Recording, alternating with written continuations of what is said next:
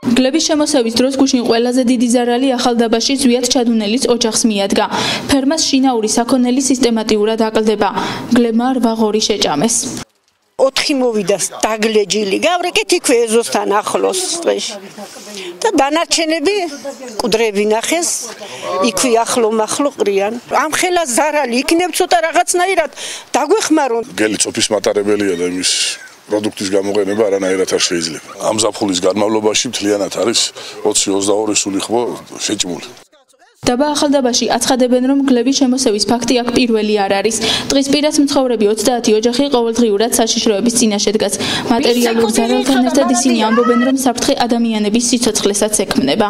შარშარ აგი აქ ბასეინები ბაღები სადაც გვაქვს მოცვიდა საქონელი ხო დასისხლიანებული სულ და დეკეულს აი მთელი ბარკალი ქონდა გამოგლეჯილი ყელში გვაქვს ამოსული ამუბანს უკვე ის და რა ქუჩა რა უბანი რუსაველის ქუჩა ჭაჭარაკს უძახიან შვილო ამ იმას ამუბანს საქონელს მომორჩება მე ბავშვებზე გადავა ალბათ და მე როგორ შვილებად შეცავით სოფელში ჩამოდის კი სოფელში ჩამოდის უფრო დაახლოებით შუა დღის მერე ან დილის ადრე სამდინარო ცხათვის მოზვერი შემიჭამა და რაღაცნაირად უნდა მოგხედოთ ან ნადირობის უფლებას დაგვთოთ ან რაღაცის ნება დართო ხალხსა რომ ეს მგლები გადმოვლენ ხალხსა ჩვენს დაგვჭამს ალბათ.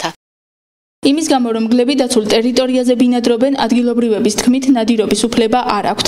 მათი განცხადებით პრობლემის მოსაგვარებლად ადგილობრივ ხელისუფლებას მიმართეს, თუმცა ოფიციალურად განცხადება დღეს დაწერეს, რადგან რეაგირება მათ მოთხოვნებს აქამდე არ მოჰყოლია.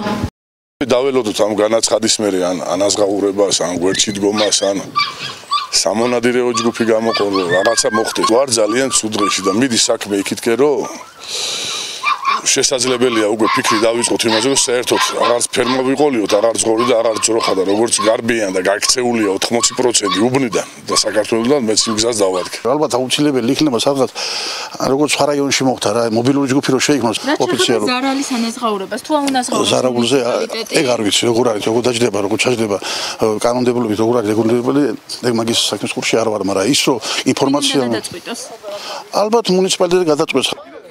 გარემოს დაცვის სამინისტროში აცხადებენ, რომ ბორჯომის მუნიციპალიტეტთან ისინი ხელშეკრულებას ხელახლა გააფორმებენ, რის საფუძველზეც მოხდება სპეციალური ჯგუფის შექმნა, რომელიც ახალდაბაში მცხოვრებლების უსაფრთხოებაზე ისრუნებს. სამინისტრო მოსახლეობას რჩევებსაც აძლევს. თავდაცვის მომენტში თუ მოკლეს ეს ცხოველი, მაშინ ამ წინასწარ ხახმობა არ არის საჭირო სამინისტროსგან და არც არანაირი საჯარიმო სანქციები ამ შემთხვევაში არ არის გათვალისწინებული. ერთადერთი ვინც მოკლავს ამ გარეულ ცხოველს ნებისმიერ სახეობის ეს მგელსაც ეხება. მან უნდა აცნობოს ჩვენ სამინისტროს ამის შესახებ თუ ვერ ახერხებს, მაშინ ადგილობრივი თვითმმართველობის ორგანოს უნდა აცნობოს ამის შესახებ. პრობლემის მოგვარებამდე ახალდაბაში ტყის პირას მცხოვრები 30 ოჯახი ისევ საფრთხის წინაშე რჩება.